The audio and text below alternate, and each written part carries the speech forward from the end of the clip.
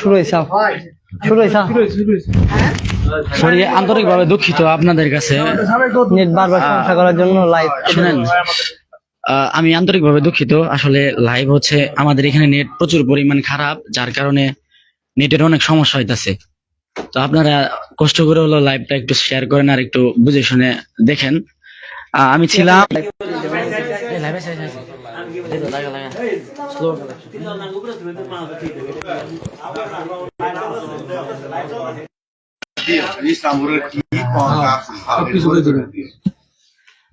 Sorry, আসলে আন্তরিকভাবে দুঃখিত। আসলে দুঃখিত বলে কি লাভ, প্রচুর পরিমাণ নেট সমস্যা এখানে। আমরা যেখানে আছি এই হোটেলে আমরা 250 ইউজার একটা ওয়াইফাই, যার কারণে নেটের অনেক সমস্যা।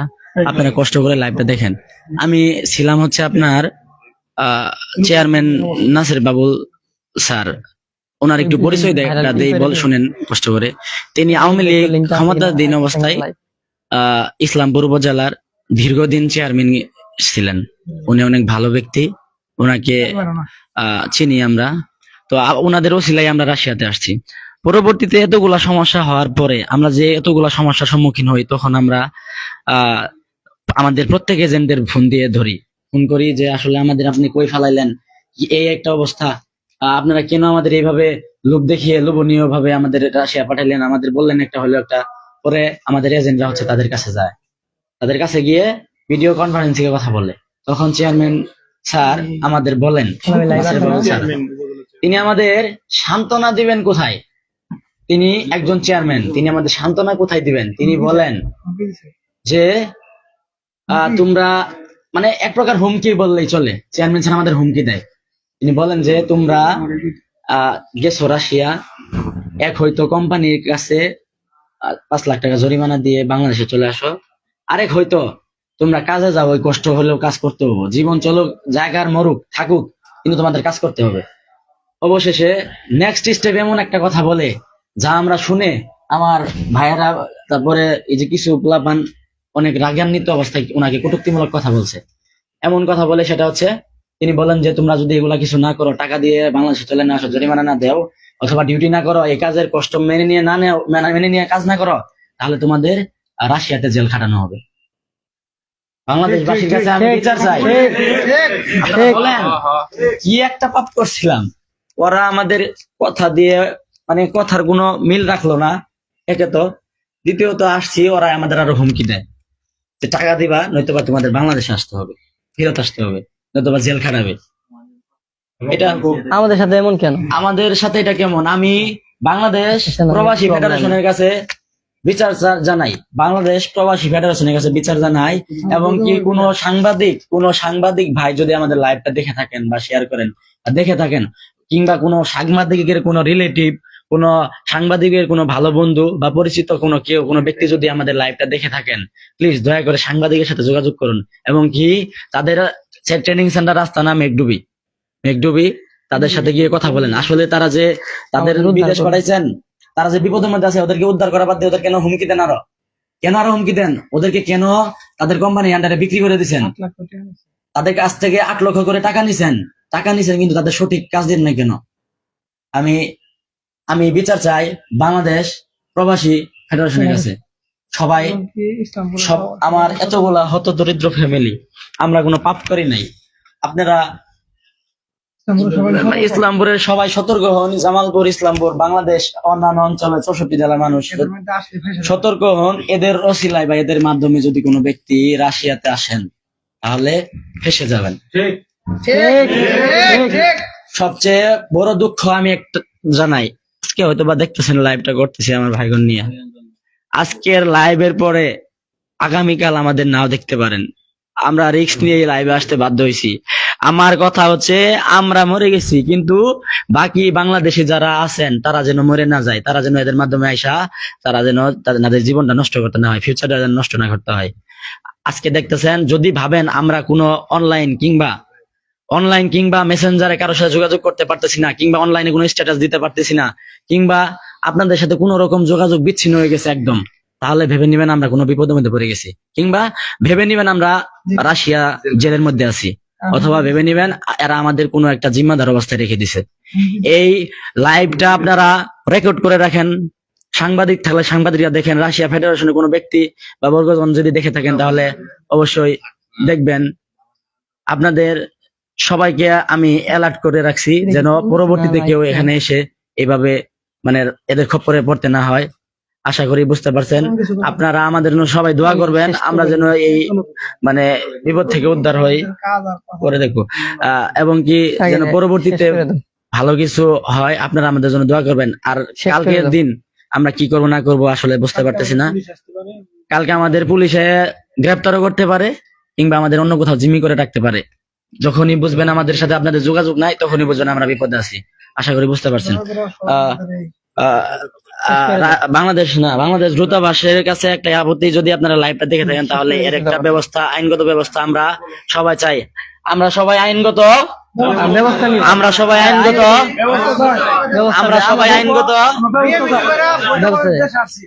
আমরা বৈধভাবে দেশে আসছি, কিন্তু আমাদের অবৈধ পথে ফালাই দেওয়া হয়েছে। আমরা সবাই আইনগত ব্যবস্থা চাই। এরপরে আমাদের মনির ভাই একটু কথা বলবেন। মনির বল। আমি বলতেছি একটু বলেন। আমি বলবো, বলো। আসসালামু আলাইকুম। আসলে এতক্ষণ রুবেল যে কথাগুলো বলে গেল আমাদের সাথে সেম এরকম সমস্যা হইতেছে। আমরা খুবই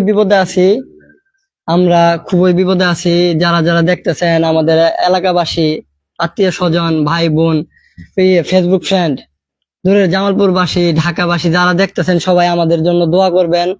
এবং কি আজকের একটা ঘটনা বলি। রুবেল আগে যে বলে গেল সব কথাই ঠিক আছে, আজকের ঘটনাটা হয়তো বা রুবেল ওরকম ভাবে জানে না যে ঘটনা আমার সাথে আজকে হয়েছে।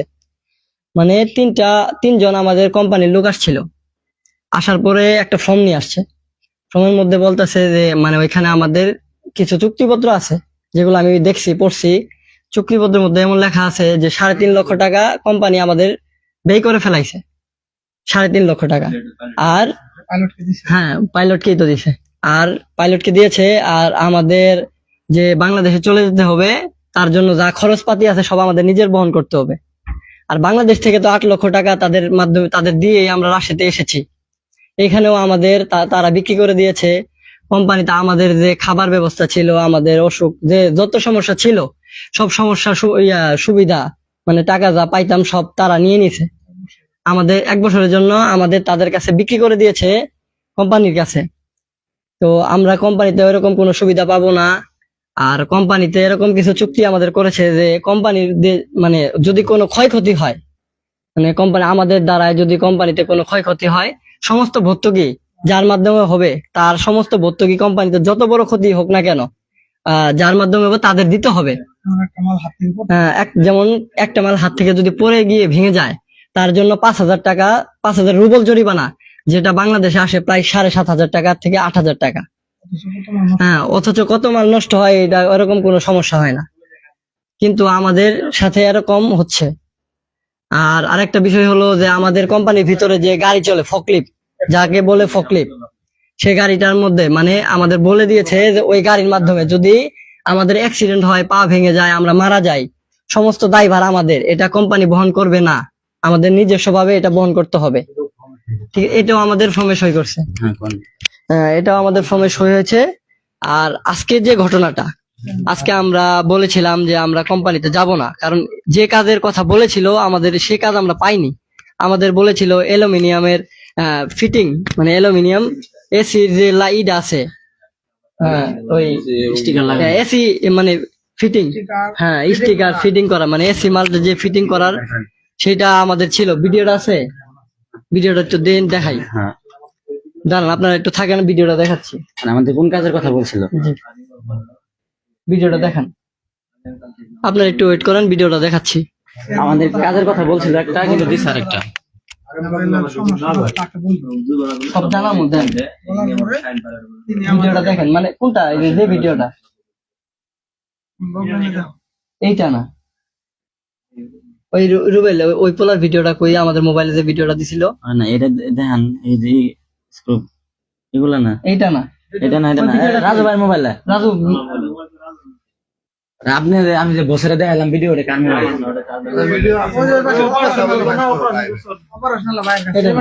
আচ্ছা আমরা পুরো ভিডিওটা দেখেন।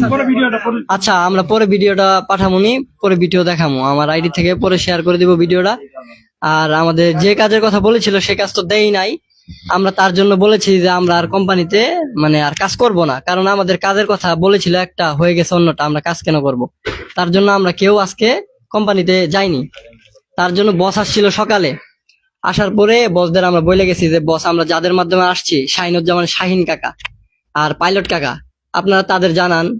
জানানোর পরে তারা কি বলে না বলে, আমরা তো তাদের মাধ্যমে আসছি, আমরা তো আপনাদের বা চিনি না, জানিও না, আমরা যাদের চিনি তাদের মাধ্যমে আসছি, বা আপনারা আমাদের চিনেন না, আপনারা তাদের সাথে কথা বলেন, তারা কি বলে না বলে আমাদের জানাক।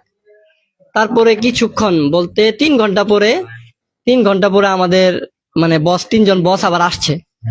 আসার পরে একটা চুক্তিপত্র ফর্ম নিয়ে আসছে, যে চুক্তিপত্র ফর্ম নিয়ে আসছে, যে ফর্মে আমাদের লেখা ছিল যে 3 লক্ষ রুবল, 3 লক্ষ রুবল প্লাস আর যাওয়ার যে খরচটা সেটা আমাদের বহন করতে হবে। তো আমরা ওই চুক্তিপত্র আমরা বসদের জানাইলাম যে বস আমরা যাদের মাধ্যমে আসছি তাদের সাথে কথা বলেন, আমরা কেন আগে চুক্তিপত্র সাইন করব। পরে বস আমাদের জানাইতেছে যদি তোমরা চুক্তিপত্র সাইন না করো, যদি না করো তাহলে কালকে কোম্পানিতে তোমাদের কাজ করতে হবে, আর যদি আমরা কাজ না করি তাহলে এই চুক্তিপত্র এই সাইনটা আমরা যদি না দেই তাহলে তারা পুলিশের সাথে যোগাযোগ করবে, আইনি ব্যবস্থা নিবে বলতে আমাদের কালকে পুলিশ আইসে ধরে নিয়ে যাবে। ঠিক আছে, এটা বলেছে আমাদের কোম্পানির যে 3জন লোক আছে বস তারা। আর তার আগে কিছুক্ষণ আগে 1 ঘন্টা আগে একটা কথা হয়েছিল, যেটা চেয়ারম্যান আঙ্কেলের সাথে। তো চেয়ারম্যান আঙ্কেল বলেছিল যে আমরা যে মানে আমাদের যে অসুবিধার কথাগুলো সেটা তো তাদের মাধ্যমে আসছি, তাদেরই তো বলতে হবে, তাই না? তো আমরা শাহিন আঙ্কেলকে জানাইলাম ভিডিও কনফারেন্সে যে আঙ্কেল আমরা তো এখানে অনেক সমস্যায় আছি। হ্যাঁ চেয়ারম্যান আঙ্কেল, যে আমরা তো এখানে অনেক সমস্যায় আছি, তো আপনারা যে কাজের কথা বলেছিলেন বা যে কাজ, আমরা এই কাজ তো আমাদের নাই, আর এই কাজটা আমরা করতে পারতাছি না, এটা অনেক কঠিন কাজ। পরে আঙ্কেল জানাইতাছে যে তোমাদের, হ্যাঁ সবকিছু শোনার পরে আমাদের আঙ্কেল জানাইতাছে যে তোমাদের কথা বলা শেষ। আমরা বললাম জি কথা বলা শেষ। পরে আমাদের বলতেছে শোনো 3টা অপশন আছে এখানে, এখন 3টা অপশন আছে। 3টা অপশন হলো, প্রথম অপশন যদি আমরা কোম্পানিতে ওই কাজ না করি তার ক্ষেত্রে আমাদের 4.5 লক্ষ, বাংলাদেশে 4.5 লক্ষ টাকা কোম্পানিকে দিতে হবে, যে টাকা দিয়ে কোম্পানির কাছে আমাদের বিক্রি করেছে ওনারা। আর আমাদের বিমান ভাড়া, যাতায়াত খরচ যা আছে আমাদের নিজস্ব টাকা দিয়ে যেতে হবে। হ্যাঁ, 2 নম্বর কথা হলো আমাদের যদি ওই কাজ না করি তাহলে আমাদের আইনের আশ্রয় নিবে, আমাদের পুলিশ ধরে নিয়ে যাবে। আর 3 নম্বর কথা হলো তোমরা বাঁচো বা মরো, এই 2টার মধ্যে যদি কোনোটাই না চাও তার ক্ষেত্রে তোমাদের ওই কাজ করতে হবে, এটা আমরা কিছু করতে পারবো না। আসলে এরকম তো কথা ছিল না, আমরা তো তাদের সাথে কোনো অন্যায় করিনি, তাদের সাথে কোনো পাপ করিনি, তাহলে আমাদের এই 30, 35, 40 জন পোলাপানের সাথে এমন কেন হইলো? হ্যাঁ নাসের বাবুল এই কথা বলছে কিনা তার সাথে যদি কেউ হ্যাঁ সবার কাছে দেখে না আমাদের নাসের বাবু বলেছে কিনা,